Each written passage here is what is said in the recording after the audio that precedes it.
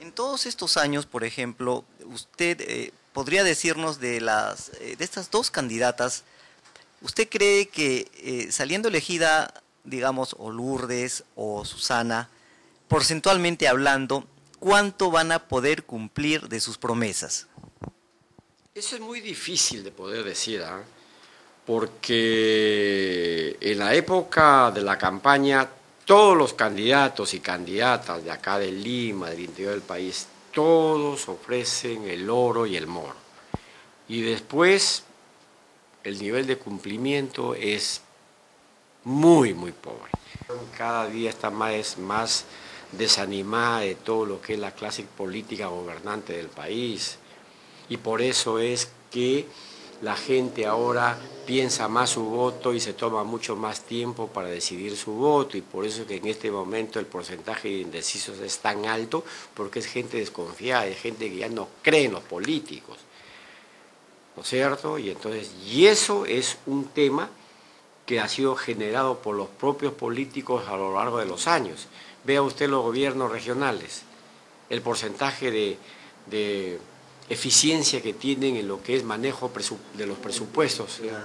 ¿Cómo puede ser posible que gobiernos regionales estén devolviendo plata que no ha podido ser invertida en el desarrollo de su región?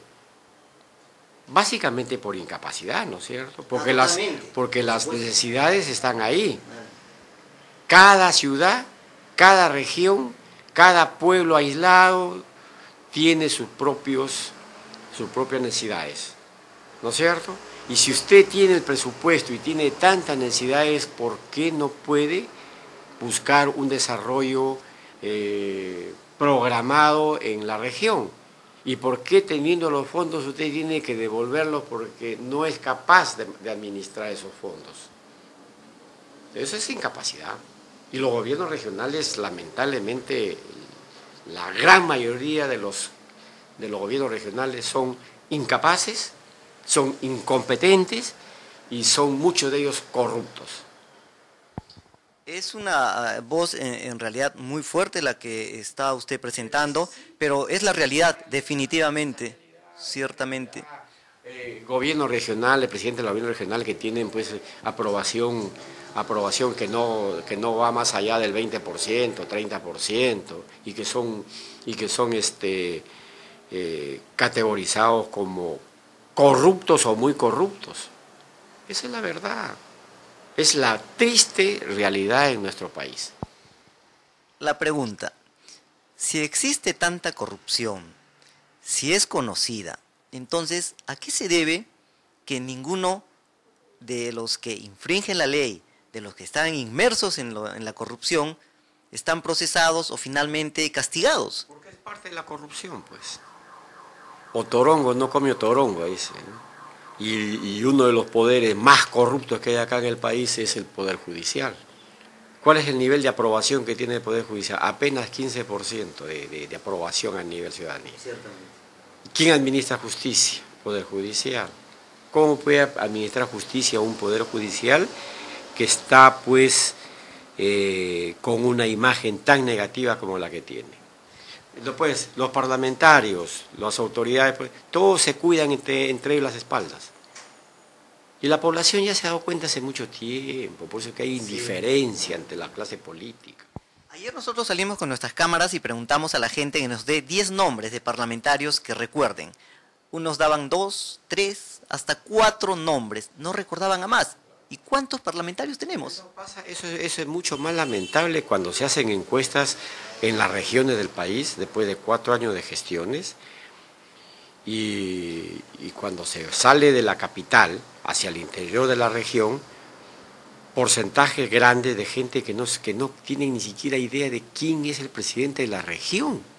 Así Y esa es la realidad. Hoy estamos en una situación de una crisis muy grande, crisis de valores, crisis moral, comenzando por el gobierno central, ¿no? ¿Cuál es el segundo gran problema o primer gran problema a nivel país? La corrupción. Diríamos, creo que es el primero, ¿verdad? Primer problema, Sí. primer gran problema, No la podemos corrupción, avanzar ¿no es sin- cierto? Exacto, claro. Entonces, Es la verdad. Y eso se refleja en las encuestas, nosotros publicamos la información. Ahora, que de ahí no se haga nada, pero el diagnóstico está ahí.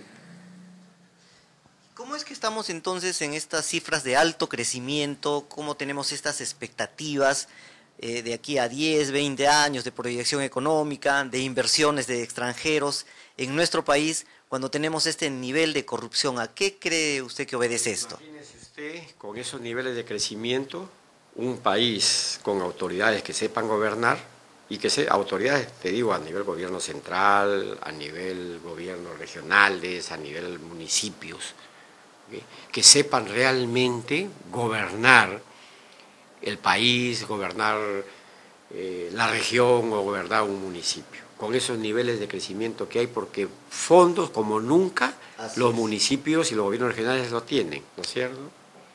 Lo que falta es capacidad, lo que falta es honestidad para poder manejar esto. Realmente es una entrevista absolutamente esclarecedora. Posiblemente, pero es la realidad. Yo manejo información todos los meses del año. Y el tema de la corrupción y el tema de la ineficiencia de los gobernantes es cada vez mayor. Y por suerte, a nivel municipal, es donde más eficiencia se da. Eficiencia.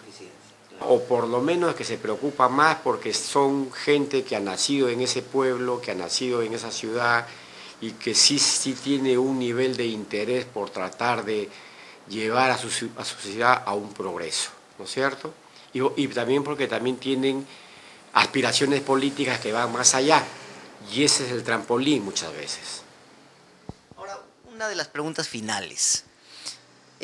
Los ciudadanos a pie, en las conversaciones que nosotros hacemos, nos indican y nos preguntan, ¿será posible que pueda postular a la alcaldía alguien que no tiene recursos? ¿Siempre tiene que postular a la alcaldía alguien que tiene un entorno de gente de dinero, de gente acomodada, de gente que tiene carros? ¿Podrá ser candidato a la alcaldía alguien que no tiene carros, que no tiene presupuesto, pero que representa honestidad, que representa preparación, que representa tal vez aceptación popular, pero no puede llegar a la señal de televisión, no puede hacer pancartas, no puede, como repito, tener un entorno de gente, de empresarios?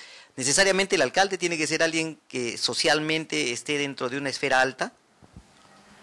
Bueno, el mejor ejemplo yo creo que lo podemos ver con la candidata Susana Villarán, ¿no es cierto? Es una candidata que ha surgido de abajo, sin mayores recursos, con muy poco presupuesto para manejar su campaña, con muy poco acceso a los medios de comunicación y que sin embargo ha tenido pues un éxito en toda su campaña. Otro ejemplo que podríamos mencionar es el caso de Fujimori y su primer gobierno, ¿no? Él hizo su campaña con un tractorcito visitando el interior del país de norte a sur y de este a oeste. Entonces, hay casos, pero en la gran mayoría de los casos es candidatos que recurren a presupuestos grandes, que esa es una de las dudas que uno tiene hoy, ¿por qué se invierte tanto en una campaña cuando realmente después va a ser casi imposible poder recuperar esa inversión si es que tú manejas honradamente una gestión? Sumando los sueldos de todos los años. ¿No es cierto? Imposible, es imposible. Entonces ahí surge la primera duda.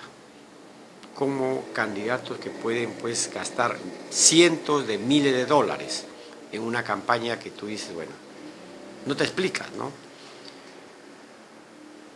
Son candidatos que terminan endeudados, que terminan comprometidos con grupos de poder y que de alguna manera van a tener que en su gestión pues devolver los favores para poder recuperar lo que invirtieron o que reinvirtieron terceros a través de la candidatura.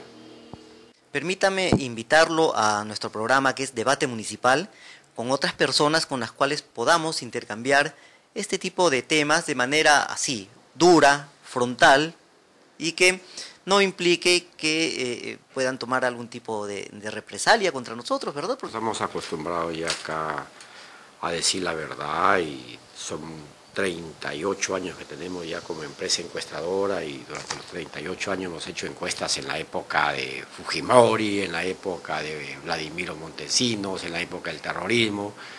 Y ahí estamos curados contra el susto. Así, con denuncias, con juicios, y los claro. Ahí seguimos nosotros, con nuestra verdad.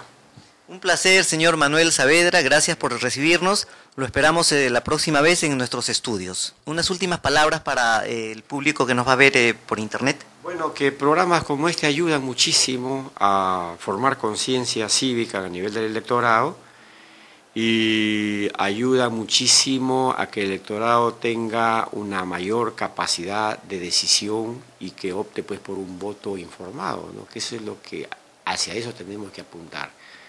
El voto informado por parte de los electores para que cada vez hayan mejores autoridades manejando las alcaldías distritales, las alcaldías provinciales, los gobiernos regionales, el gobierno central.